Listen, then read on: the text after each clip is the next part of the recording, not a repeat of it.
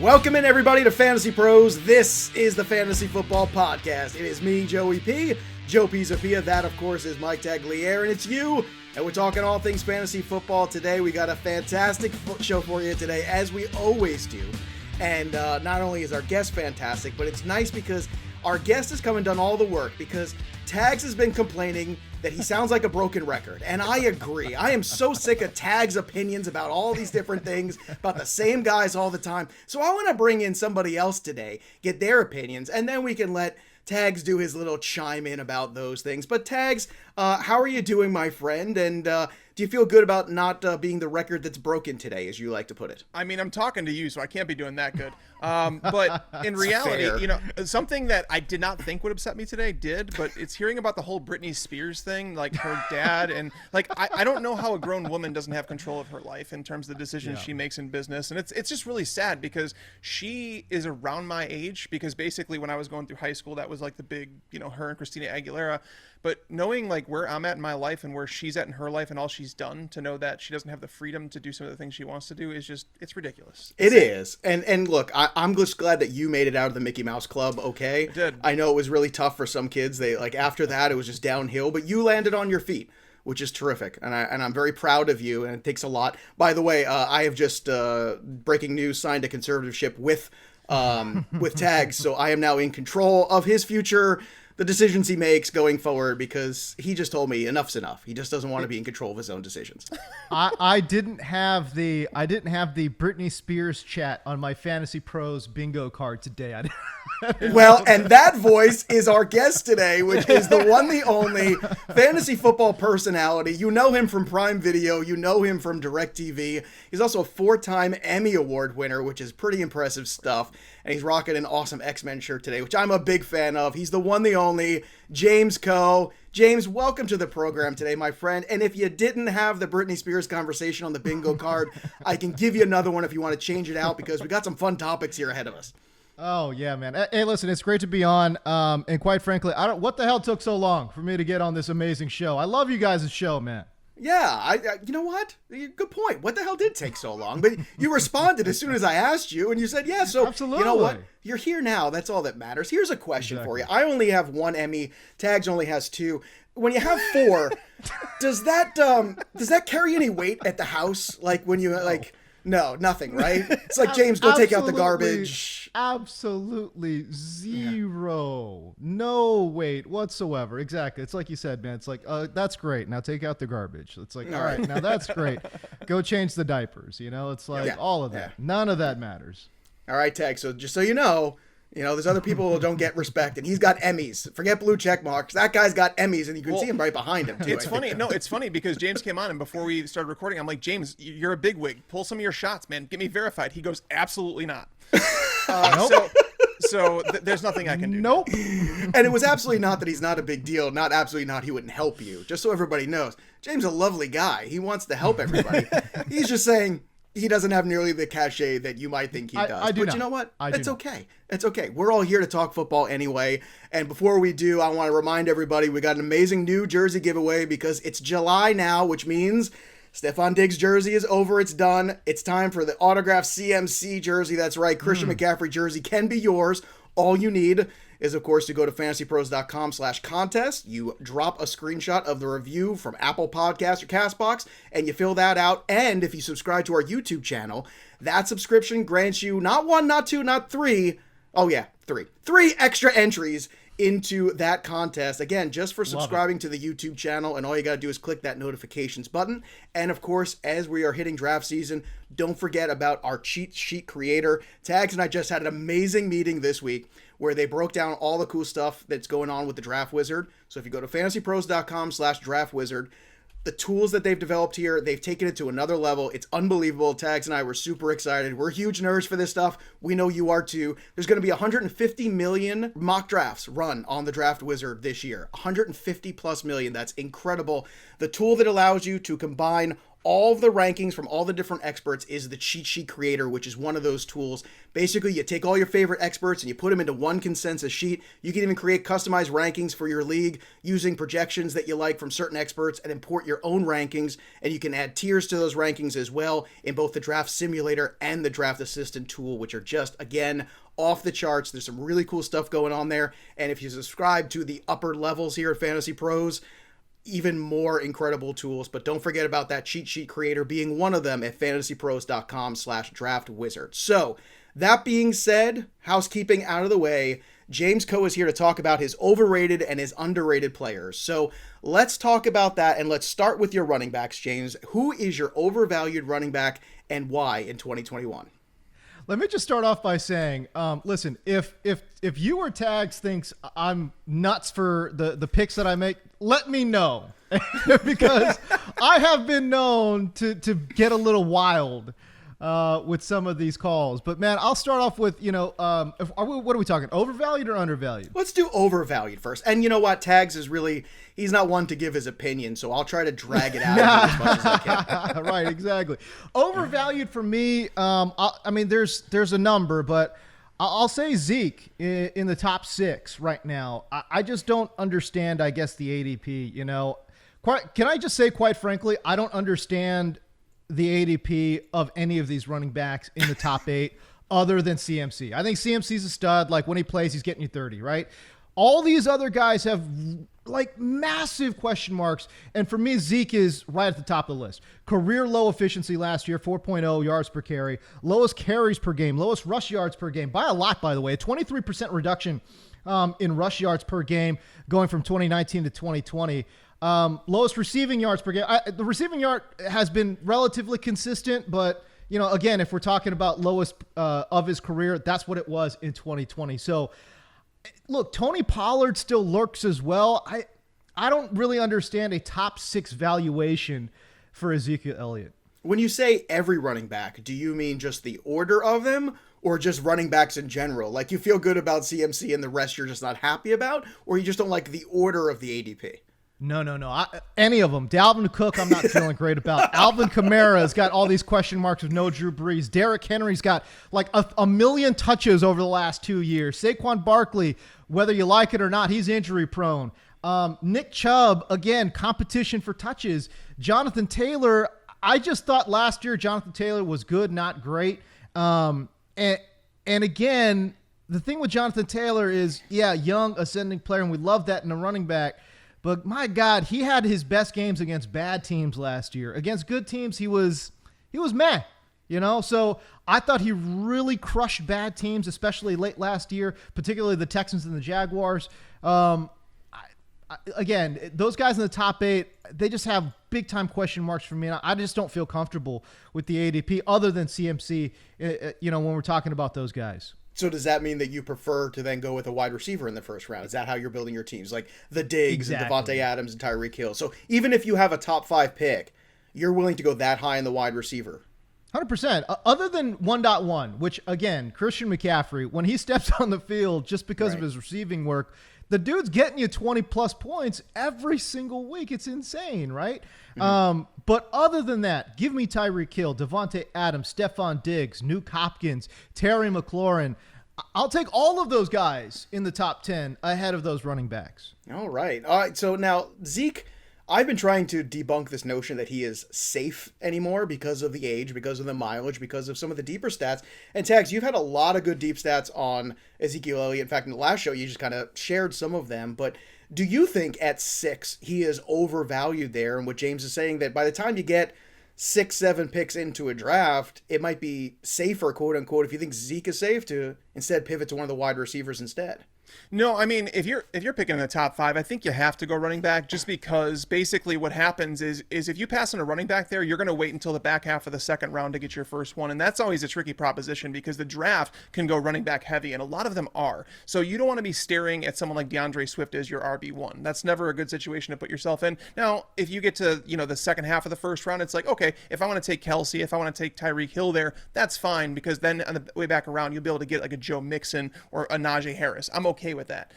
So it just depends on where in the first round you're at. But there are question marks about a lot of these players. Ezekiel Elliott is one of those players that I don't have as many questions about. He's been durable throughout his career. Last year was actually one of the first years where he dealt with injuries. He tried playing through them, ended up taking a week off.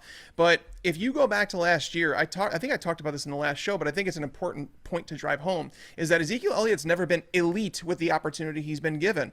Ezekiel Elliott scored 47 fewer fantasy points last year than his opportunity dictated. And what I mean by that is where his carries took place on the field, where his targets took place in the field, all those things, wherever they're at on the field, it has an expected fantasy outcome. He was the worst running back in the league. Frank Gore scored 35 fewer points. He was the second worst. We're talking about 47, so it wasn't even close. But it forced me to go back and look at previous years with Ezekiel Elliott and say, has he always just underperformed his opportunity? Because we know he's gotten a lot of it. And really, he hasn't been great. In 2017, he was number 14 in the stat, which is good. Number 53 in 2018, number 23 in 2019, and now number 164. Part of that has to do with their offensive line being down to one healthy offensive lineman at the end of the year. Part of it has to do with the fact that his quarterback was out for the year. They're saying that he's working hard this offseason. They have a tremendous wide receiver group. Ezekiel Elliott's no longer the guy that teams are fearing. When they're game planning against the Cowboys, it's more about how do we slow down these receivers? How do we stop Amari Cooper? How do we slow down CeeDee Lamb in the slot? And I think this is going to open up some lanes for Zeke. I think Tony Pollard is kind of like a Chase Edmonds type running back to me, where if you were to give him Zeke's workload, he would not live up to the expectations that people are placing on him. But I think he's a fantastic change of pace back. Does that mean they're going to dial back Ezekiel Elliott's touches? Maybe a little bit, but based on his opportunity last year, he should have finished as the number 3 running back. So even if you dial it back a little bit, Ezekiel Elliott is very, very safe in fantasy drafts. I don't think that he's going to finish as the RB1. Is it in the range of outcomes? Yes. But I think he's very safe. I think he's safer than someone like Saquon Barkley, who's going to get those touches if he's healthy, but he hasn't been able to stay healthy. His team doesn't score a lot of fantasy points. His offensive line is trash. So there's a lot of question marks around a lot of players in that range. And I love how James talked about, Jonathan Taylor.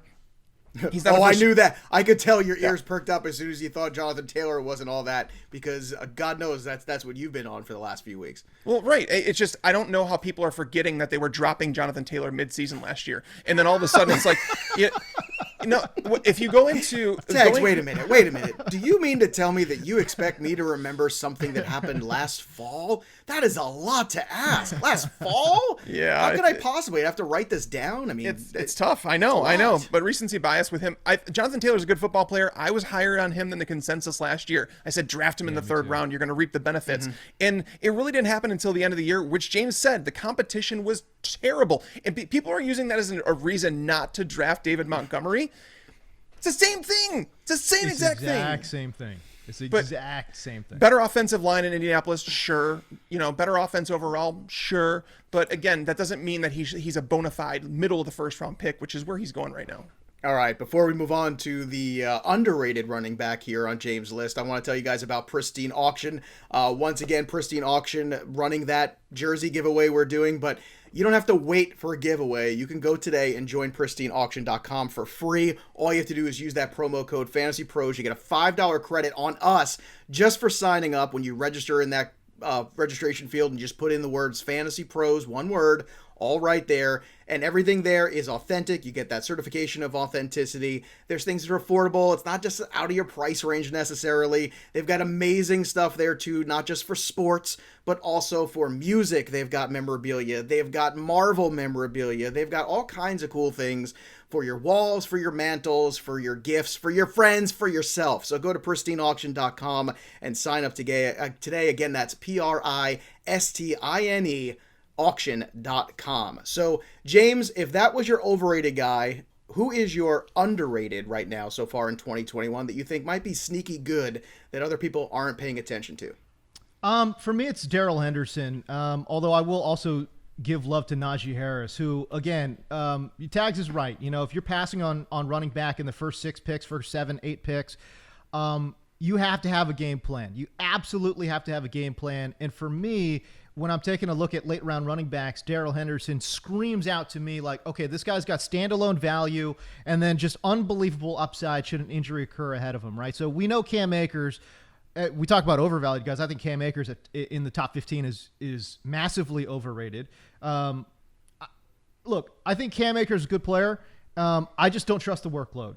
I think Sean McVay has made it very clear that they want to run a split backfield. And as a matter of fact, they had 3 running backs last year that really got work. Well, okay, so now Malcolm Brown is gone. It's funny to me how Malcolm Brown being gone helps Cam Akers, but it doesn't also help Darrell Henderson.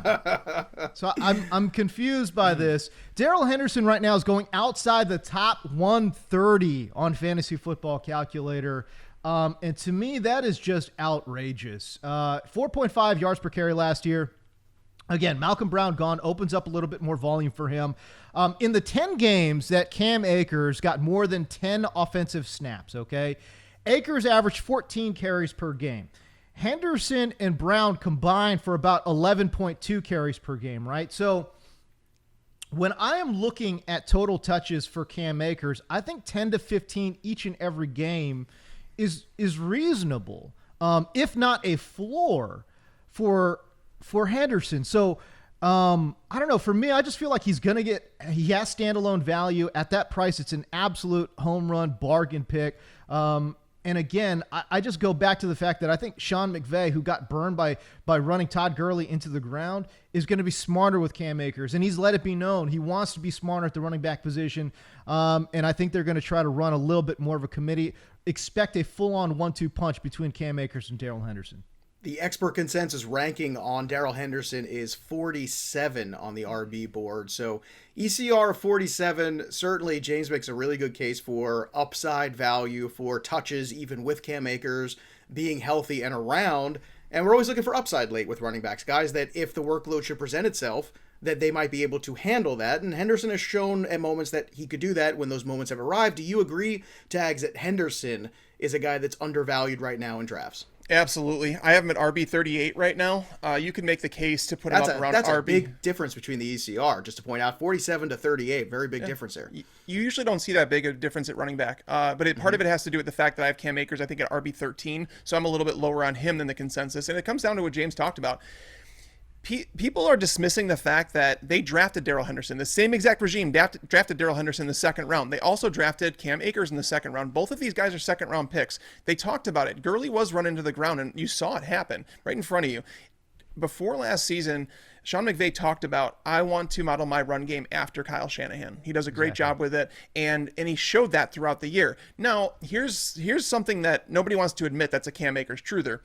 If you were to look through it last year, Cam Akers had 2 more touches than Darrell Henderson on the season. Darrell Henderson had 35 more total yards and 3 more total touchdowns. And it's a worthless exercise to compare different running backs, different style running backs, third down backs and all that. But Darrell Henderson, when he got the majority of his touches, was in the starter role. Cam Akers, when he got the majority of his touches, was in the starter role. And he made a name for himself against the Patriots, who didn't show up on Thursday Night Football in that game. Joe, you're a Patriots fan. You watched that game. That was the coming out party of Cam Akers where I was blown away because I saw in that one game everything I wanted to see out of a running back. So to me, Cam Akers showed that he's capable of doing that, but just because you're capable doesn't mean you're going to be allowed. I think that is where I potentially struggle with Cam Akers, is whether or not he's going to be allowed to do that more frequently, not whether or not he can. I think you already answered the can question. Well, part of the reason I think McVay ended up going to Akers towards the end of the season is because Darrell Henderson got banged up. Malcolm Brown was never going to be a workhorse running back. We all knew that. Right. He was just a guy that was chipping in. But Akers almost carried the load because he had no workload on him all season. He was fresh. He was ready to go. It's not like you're holding up over an entire now 17-game season and saying, hey, we're going to trust you the way we trusted Todd Gurley. I think it's a mistake to put him in that conversation. Now, is it in the realm of possibilities? Sure. Worst case scenario, you have one of the best handcuffs in the game in Darrell Henderson because there's nobody else in the depth chart who's going to even compete for those starter touches. So I love Darrell Henderson as an RB4 in fantasy football, that you could probably plug him in during bye weeks, but again, you have an elite handcuff, and it might just be more of a timeshare than people are willing to admit. All right, so far seems like we're on the same page, but I have a feeling like things are going to get messy quick on this next one. Overvalued wide receiver for you, James Koh. Who is it? DeVonta Smith, top 75-ish value right now on Fantasy Football Calculator, and I'm just really torn on him because, look, I think he was an amazing separator at the collegiate level. when you're one of 3 wide receivers to win the Heisman, you're doing something right? And he has done the work clearly. But golly, man, he just has such a wide range of outcomes. First of all, let's just talk about his situation. Philadelphia's offense, not that great. Jalen Hurts, I think he's going to have great fantasy value, but with his legs, right? I don't know if what Jalen Hurts does meshes well with what DeVonta Smith does, which is timing-based routes, great route running, those type of things. Like, I get it. The separation is there, but you need to build rapport. That is a lot of what he does is based off of timing. Does Jalen Hurts have that? I don't know. I'm not saying yes or no. I'm just saying I don't know. That is fair. But do you put any stock into the fact that they do speak the same Alabama language, and they there's that possibility of saying, okay, well, what are the things you do well, and what do I do well? What does the old ball coach say that we do well together, that we can come back together on that? And I understand he left on bad terms there, but at the same point, do you put anything to that where maybe these guys speak the same language a little bit and can get on the same page quicker, perhaps? I mean, that's the other question, right? Like, what kind of offense are they going to run in Philadelphia? Right. There's just so many variables. And the one thing for me, and I am a total sucker for this, and I fully admit, right? Like, I fully admit that I am a sucker for like height, size, speed, those type of, those metrics. I am. It is fair to say, over the last 20 years, we have never, ever seen a player like this succeed. A guy who is 6 feet, 165 pounds, did not test at the pro day, but it's reported that he doesn't have special speed, right? So we're talking high 4.4s, maybe low 4.5s. And by the way, the fact that he did not test at his pro day is a clear indication to me, and we could say it's conspiracy theory or whatever. I think he knew he wasn't going to test well. And I think he knew that was going to hurt his draft stock. If he goes out and runs a 4.49, at 6 feet, 165 pounds, his draft value goes way down. And I think he knew that. And that's why he did not run. Bottom line is he doesn't have special speed.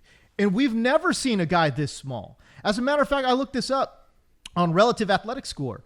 Over the last 20 years, up to 6'1", up to 175 pounds, taken in the first 3 rounds. There has never been a player like this in their database, right? Like Hollywood Brown, when we're talking about smaller guys, they can fly. Hollywood Brown had a 4.33 40. D-Jax had a 4.35 40. Marvin Harrison has 180 pounds. He didn't even show up in that search because he's 180 pounds, right? So 165, 6 feet, maybe runs in the 4.4s. I don't know, man. I just feel like we haven't seen it before. He'd have to break the mold. You know what? I mean, right now he is wide receiver 40 in the ECR. James has just dropped a lot of good reasoning here to be concerned. Now, the guy gets the question is, are you concerned with him as a wide receiver 4? Because that's basically the value he's going at, Tags. And, we've had this conversation about him quite a bit. We love what we see on the field, and sometimes we both think sometimes that on the field doesn't get taken into enough, and you can take all the combines and all the testing and throw them out the window because there's guys who test great that can't play football. He feels like a football player to me, and I'll tell you what, I think he's a better redraft investment than he is a long-term dynasty investment, because what James is saying is true. I don't know, even if he does play well right away, which I think he might, what's that going to be long-term? That is a real question. How is he going to hold up? So what are your thoughts on DeVonta Smith coming in right now at wide receiver 40 on our ECR and FantasyPros, Tags? Well, the issue with historic comps with someone like DeVonta Smith right now is that the game has changed so much. True. And it benefits quarterbacks, it benefits wide receivers, especially the smaller ones. And I remember a similar argument that people were making with me when Calvin Ridley came out. For those who've been following the show for a long time, I've been high on Calvin Ridley before the combine. After the combine, I had to defend him, and they're saying, well, Stephon Diggs, you can't compare him because there's only one Stephon Diggs. Now all of a sudden, Calvin Ridley's being drafted as a top 5 wide receiver. Stephon Diggs was underrated for a long time because he wasn't getting the volume that it was required in order for him to produce at elite level. And now we see that with Josh Allen, and it's like, okay, these smaller guys can do it. Now, DeVonta Smith is smaller than both of those guys, so it's going to require even a little bit more. But again, with the way the game is trending, you just need some volume, right? I mean, Marquise Brown is he's a different creature. I don't want to compare Marquise Brown because he was never the go-to receiver that you could rely on, that you're going to throw the ball to 10 times per game. DeVonta Smith projects as he's supposed to be the alpha, and it's really tough to do that at 6 foot, 165 pounds. However, going to Jalen Hurts and looking at this Philadelphia pass attack, and you look at the names that are around, and you're kind of like, he's the number one guy. He has to be. And if they miss on this, they're going to do it finding out because they're targeting him. They're going to find out Jalen Hurts, if he wants to succeed, who's he going to throw the ball to? Jalen Reagor didn't have a particularly good rookie season. Wasn't a great separator, and I know James does work with Matt Harmon, who did some work on Jalen Reagor, and it showed up that he wasn't very good last year. DeVonta Smith played against the best competition you could ask for at Alabama. He wasn't playing, it's almost like Zach Wilson. We talked about projecting him at the next level. He didn't play the best competition. Right. DeVonta Smith was playing against guys that knew it was coming, that were going to the NFL, and they still couldn't stop it. He just continued to dominate. And it's not like Mac Jones, we're looking at him like he's Trevor Lawrence, where it's like, hey, your quarterback made you. DeVonta Smith did it when everybody knew it was coming. And it was just, even with Jalen Waddle dinged up, it's like, hey, this is their go-to guy. We have to stop him, and they can't stop him. So it's just more. It's more about today's NFL, and it's almost like shaking off to say, we can't even look at old record books. We can't look at quarterback rating and compare it generation over generation because it's just the game has changed so much. And I think that benefits someone like DeVonta Smith. And then I was looking at ADP and where he's going. The players that I agree with James, there's some questions, and you have to do some projecting here. But if you look at the names that are going around him, I think he's undervalued because Curtis Samuel, he's going back to Scott Turner, guys. Scott Turner didn't know how to use Curtis Samuel back in 2019. You look at Jarvis Landry. He's not going to win you a fantasy championship. He finished outside the top 30 wide receivers last year, and that was with Odell Beckham out of the lineup. You look at Devontae Parker. Don't draft him. I swear to God, don't draft Devontae Parker this year. Marquise Brown. Cole Beasley, like these are the players that are none around. of these guys have number one receiver on their team upside. There's a scenario that if Jalen Hurts takes a step forward as a passer, that this could, I don't want to say it's a Justin Jefferson type year because 1,400 yards is ridiculous. It's ridiculous for a veteran receiver, let alone a rookie. But I'm talking about a path like a Brandon Ayuk was towards the end of last year, where it's a receiver that can hit 1,000-yard threshold, maybe not score 10 touchdowns because he's not that guy, but I like DeVonta Smith where you're getting him, especially drafting him as a back end wide receiver 3. I don't think is the worst plan, but also having an alternative in place. Now, I agree with James' hesitancy about the Eagles' offense, Yeah. but I'm going to agree with you about the opportunity for DeVonta because I do think Smith has that opportunity to, at least from that pack of those guys you can draft around there as wide receiver 4s, kind of break away and be better than those guys. And I think that's what you're looking for in that return on investment. Do I want to invest him as a wide receiver 3? That is a question that I think is a fair one, but I don't think I do. I think there's just so many quality guys in wide receiver position this year that I don't think you have to do that. But as a 4, he's intriguing, especially if you're lacking a little.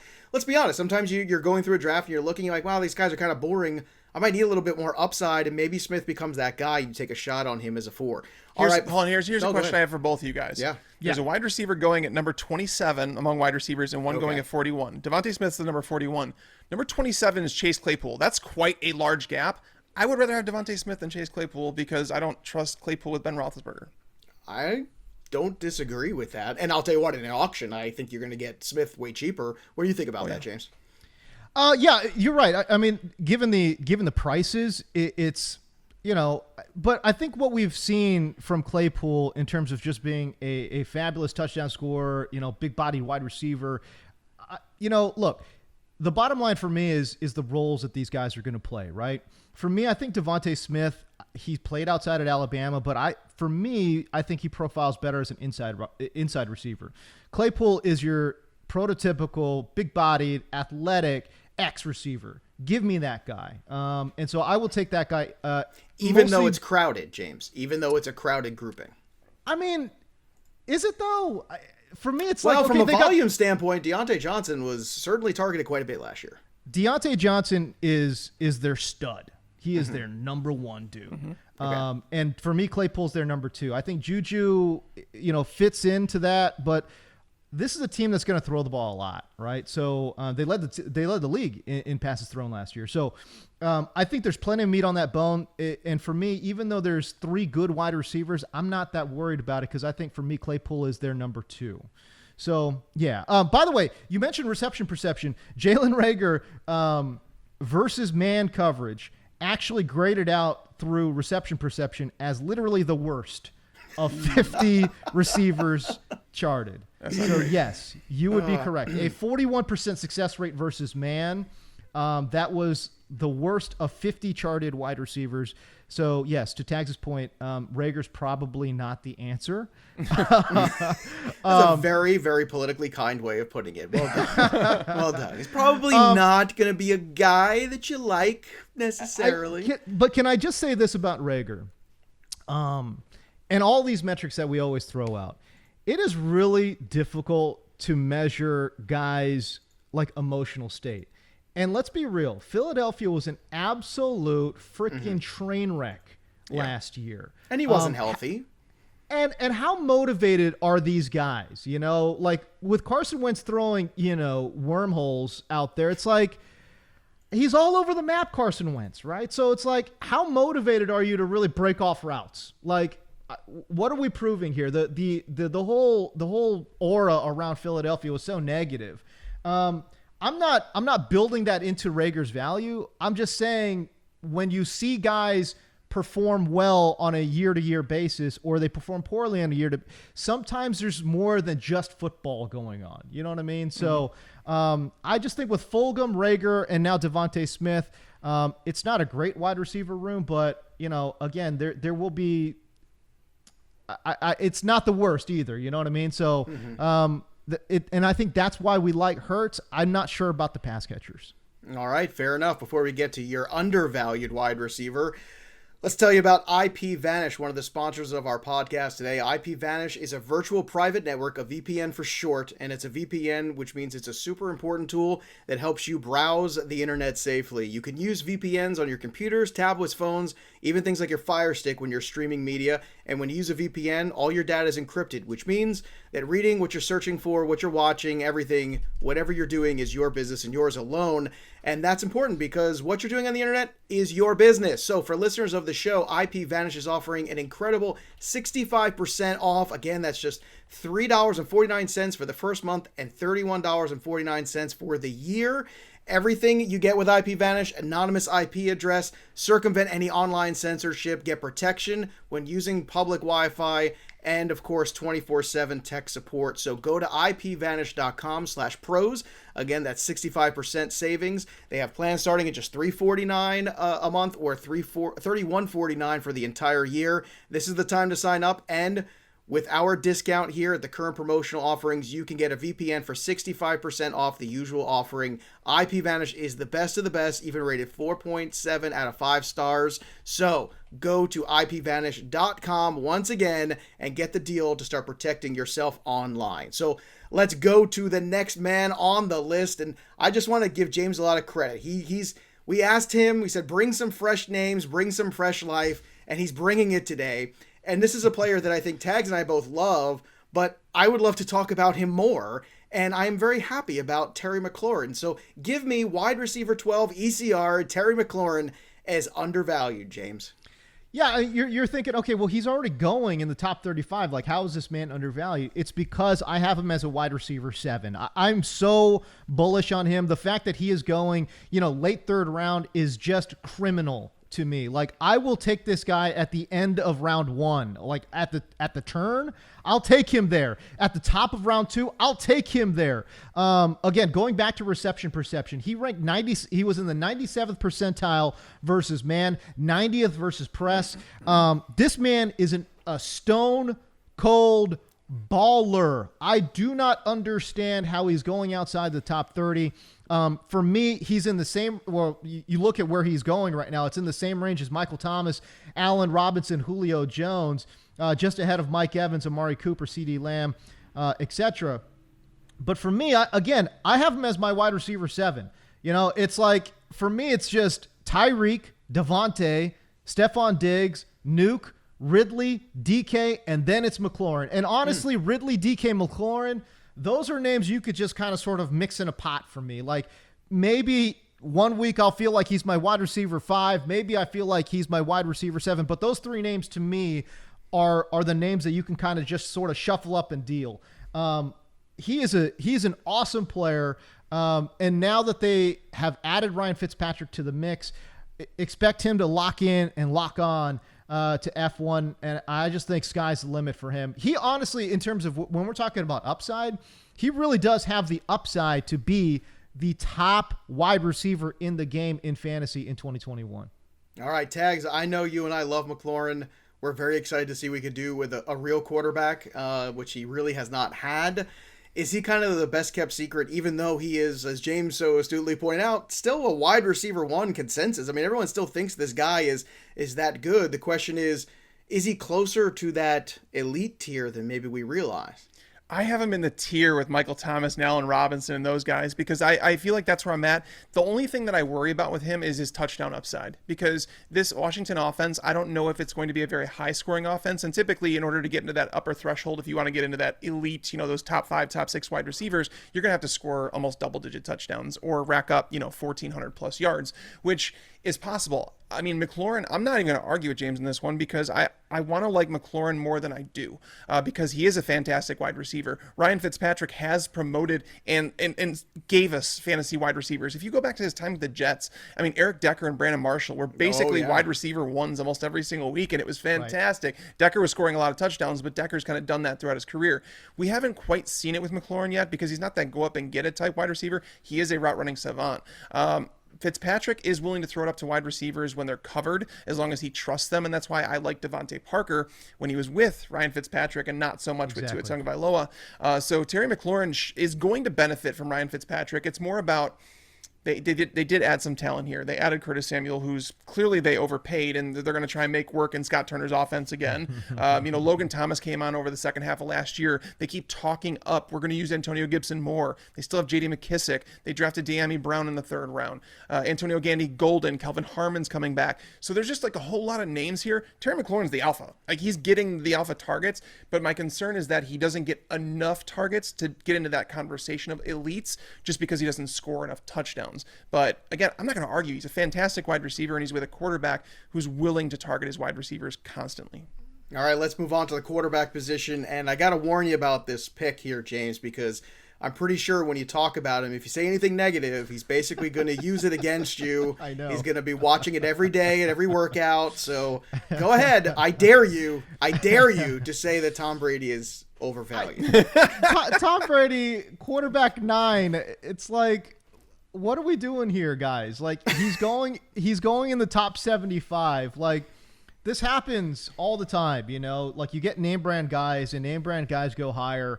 And I get it. Tom Brady there is no bigger name in the game than Tom Brady. The guy's on the cover of Madden at the age of like 75. Like, it's amazing. But like, my God, like in the top 75, like, no, stop it. Like, I'm just saying, like, if you want Tom Brady, that's fine, but can we wait? Can we wait, like, I don't know, like 50 freaking picks? Like, what is he going in the top 75? Like, there's, from a statistical fantasy perspective, there's really not that much difference between Tom Brady and, like, the next 5 or 6 guys on the list. Like, just wait, like, 50 picks, like... So again, Tom's fine. Like, obviously he had a great season last year. He's got these wide receivers. He's got Gronk. He's got all these weapons that he can throw to, and he's doing a great job doing that. The one thing I loved about Tom Brady too is, like, all of a sudden it's like, the guy gets into a different offense, a Bruce Arians, no risk it, no biscuit, and he's just throwing up prayer balls to Mike Evans. I love it.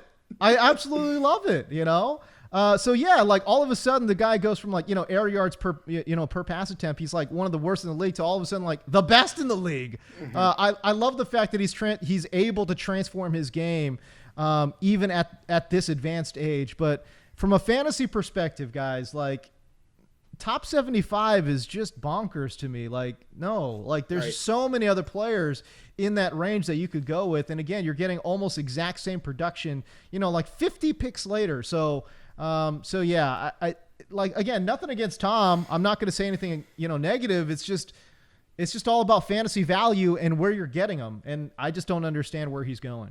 I feel like we're going to jump cut to Tom Brady sitting in his house by the fireplace in a chair watching an iPad of James Koh saying all this and then looking up and saying, I took that personally. And then he's going to go out there and throw for 5,000 yards. But you're absolutely right. And this is why, the work I do with relative position value, just basically it quantifies exactly what you're saying, which is there's no advantage with Brady as a QB1, and statistically speaking, in terms of percentage productivity, he is much closer to Stafford, Cousins, all those other pocket passer quarterbacks. He just happened to have a transcendent, wonderful year last year, but even with that great year as a pocket passer in this new NFL, Tags, I know you're the king of always pointing this out, that caps you still. You are still capped at somewhere around, QB 7 or 8. Even if you do that again or throw for 4,600 yards and 42 touchdowns, you're still going to be somewhere around QB, 7. And that is, I think, exactly the point that James is making, and probably one that you and I both agree with as well. If you're drafting Tom Brady as a QB 8 or 9, you're drafting him at a ceiling. That's what you're doing. And you're not leaving any room for error. And I say that because last year, Tom Brady threw for 4,600 yards, 4,633 actually. Right. He threw 40 touchdowns. He ran for 3 touchdowns. It doesn't get much better than that, okay? But Tom Brady, despite that, finished as the QB 8 last year. That's a ceiling. That's basically what we're talking about. I mean, you could add another couple hundred yards. It's fine. It's not going to change anything. So when you're drafting, the idea in a draft is to gain to try and have some sort of equity where you're drafting a player. Jalen Hurts is not as safe as Tom Brady. He's not, but I would draft Jalen Hurts over Tom Brady because I know there's potential equity in drafting him there. But it's almost, James, the argument you made saying, Tom, appreciate him. And if I'm doing projections, Tom Brady's probably going to finish as 8 or 9 in my projections. Why? Because he's relatively safe. But this is not projecting any sort of drop off in his career. He is getting up there in age. It's going to happen at some point when I'm going to stop trying to project it. But you have to build that into where you're taking him. It's the same argument I'm using against Kyle Pitts. Kyle Pitts is a great he's a great football player in college. If you're drafting him as tight end 4, you are drafting him at his ceiling, and he needs to break out in order to justify that. So should Pitts go as the 5th tight end? Maybe, but it's all about where you actually have to take him in the drafts. If you have to take Tom Brady in the top 75 picks, that's a real problem. If you take Kyle Pitts in the 3rd or 4th round, that's a real problem. So It's just going back to position value. And so I'm in line with you here. Even if Brady's going to finish in between the QB 8 and QB 12, you do not draft players at their ceiling. All right, the next player on the list here, as far as undervalue when it comes to quarterbacks, is one that we love. I can tell you right now. And it's one that we think does not get enough love, does not get enough attention. And I'm glad, James, that you're bringing him up because he's got a new toy to work with, too, who's one of the greatest wide receivers of all time.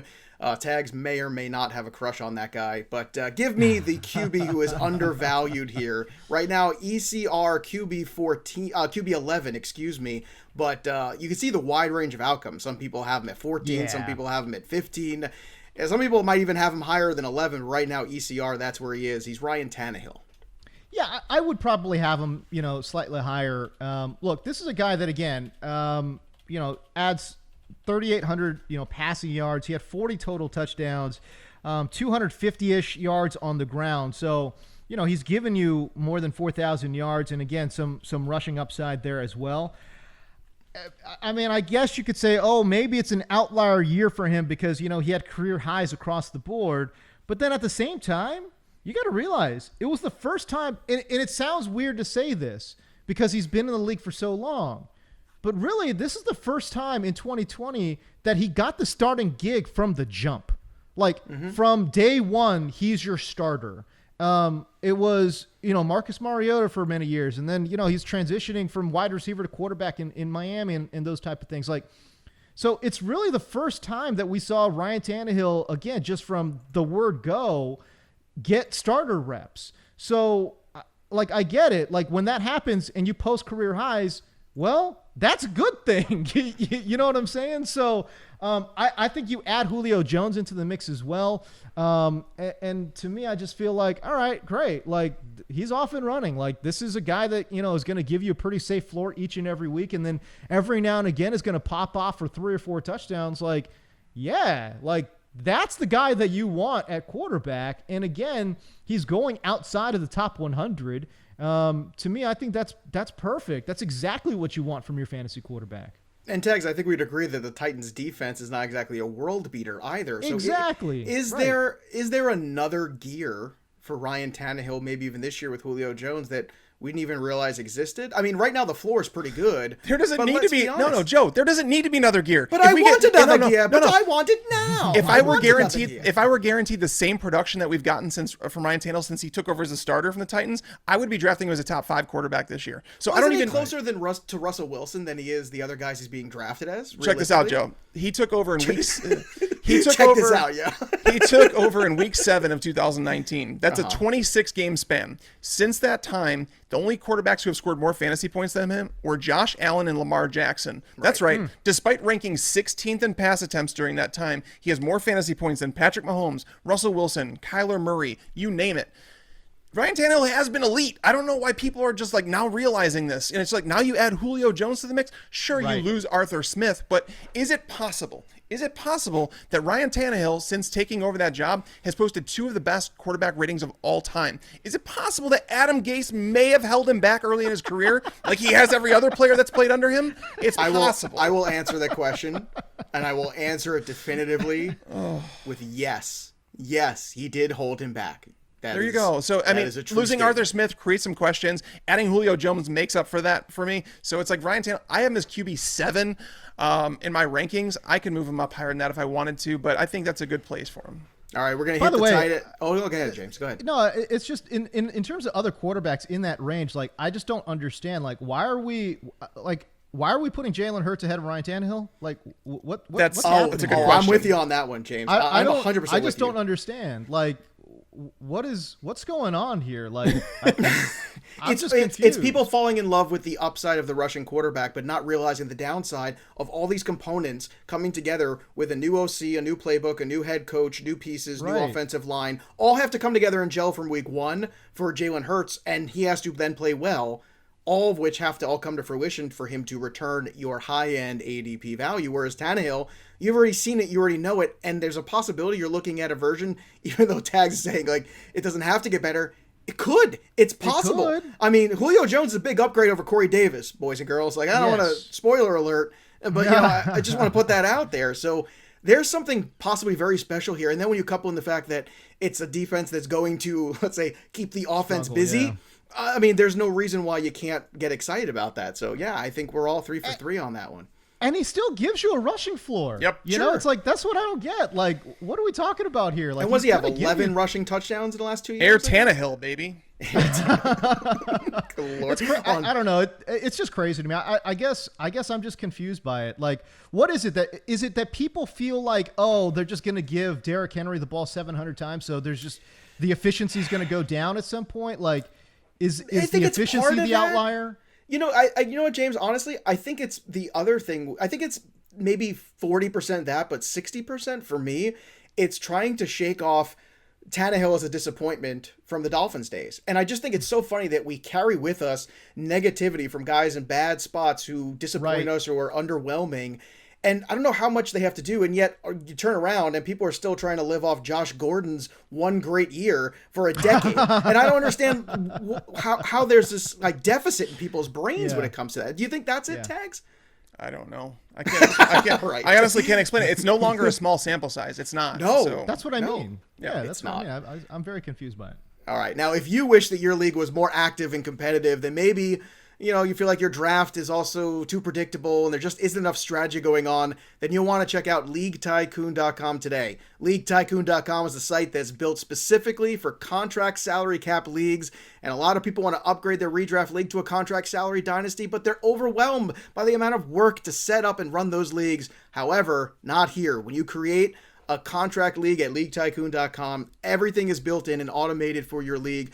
No more spreadsheets. And with no experience, you can have a contract league up and running in just minutes using their optimized default settings. Best of all, League Tycoon makes it easy for new players to understand and manage their team by providing a top-of-the-line mobile app and website. So head over to LeagueTycoon.com to get started. Trust me, your league and your league mates will thank you. Once again, that's LeagueTycoon.com. Let's wrap things up here with your tight ends. Let's do them together here. Your overvalued, your undervalued tight ends, and your reasoning why, Mr. Koh. Well, it's really hard because, like, you know, when you talk about, like, you know, these tight ends, like, so many of them are just going late, right? So, there's kind of like these tight ends that I kind of look in the middle rounds that just like, I'm always like, yep, red flag. Any tight end that goes, in the single digit rounds, I'm like, yep, not taking that guy. And it's because, unless we're talking about like the big three, right? Unless we're talking about Kelsey, Kittle, or Darren Waller. But Hunter Henry as a tight end 9 going the top, 90-ish picks. Oh. I just shouldn't be drafted. What? Shouldn't be drafted. Wait, yeah, I don't even see that. That is absurd to me. I when I saw you sent me that this morning, I mean, he is tight end 16 over on the ECR and FantasyPros. So I don't know where 9 shows up, but that seems absurd to me, James. I mean, Jonnu Smith is there, and again, when you look at ECR, I think that's probably baking all that in. So it's like I just don't really understand Hunter Henry at tight end 9, or just going anywhere in the top 100 picks. Like if you just kind of sort of like look around in that range, it's like there's a lot of really interesting players in that range. Like give me Will Fuller or like Jerry Jeudy or AJ Dillon or Brandon Cooks or whatever. Like there's just so many interesting like upside players. Whereas Hunter Henry, it's like, you're not getting upside. Like, what? Like, stop it. Like, I don't understand. Yeah, and in terms of your undervalued guy, you've got Jared Cook, who is right now ECR tight end 21, so he's in 5 spots later than Hunter Henry.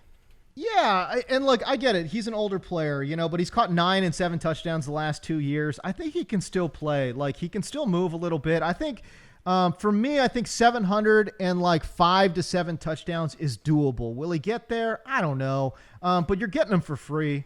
He's going outside the top 150 picks. So who really cares? If it doesn't hit, it's all good. You just kind of sort of mix and match like you're going to do anyways. But if you wanted a tight end, again, with the Chargers, they trade away Hunter Henry. They signed Jared Cook, which I thought was just, man, what a smart move it was by the Chargers to do that. And again, we're talking about a guy that is what, like tight end 20 or whatever. Like he was a top 12 tight end last year. Yeah, you know what I mean?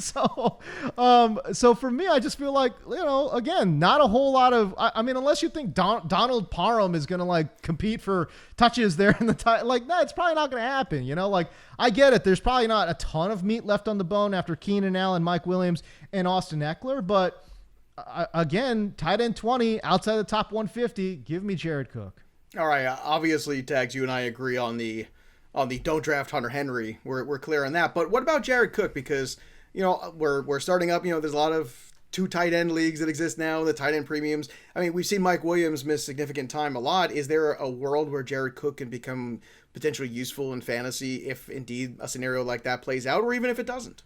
I feel like he's a streamer. I don't think you're ever going to be like, hey, Jared Cook's going to be a breakout top 5 candidate. I think he's a streamer. And I think that I was actually writing something earlier today, and I basically figured it out where it's like, unless you can guarantee you have a tight end who's going to see 5 or 6 targets a game or more, they're a streamer to me. Like, I view them all in the same bucket. So therefore, why are you going to spend a 9th round pick on the tight end 10? You know what I mean? Like, you might as well just try and take 2 breakout candidates, like an Adam Troutman, a Blake Jarwin, a Gerald Everett. Some of those guys you could just throw darts on, because if you take them in the last couple of rounds, what it's going to do is it allows you to move on very quickly. If you invest a 9th or 10th round pick, like some people were investing in Austin Hooper last year, and I said, don't do that.